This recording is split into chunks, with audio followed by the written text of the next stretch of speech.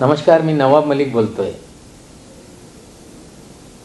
मी पालकमंत्री असताना या जिल्ह्यामध्ये जी कामं झालेली त्याच्यापासून आपल्याला सगळी माहिती आहे। आपल्यासमोर राष्ट्रवादी काँग्रेस पक्षाने बोरी गटातल्या महिला उमेदवार म्हणून दीपाली अजय चौधरी यांना उमेदवारी दिलेली आहे।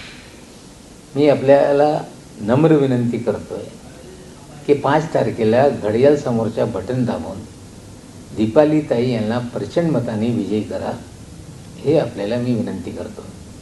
आपल्याला माहिती आहे, मी पालकमंत्री असताना 2-2.5 वर्ष ज्या पद्धतीने अजय चौधरी यांनी बोरी गटातल्या कामाच्या धडाका लावला, DPTCमधून त्यांना फंड आम्ही उपलब्ध करून दिलं, सरकारकडून पैसे उपलब्ध करून दिले, मायनॉरिटी डिपार्टमेंटचे पैसे उपलब्ध करून दिले।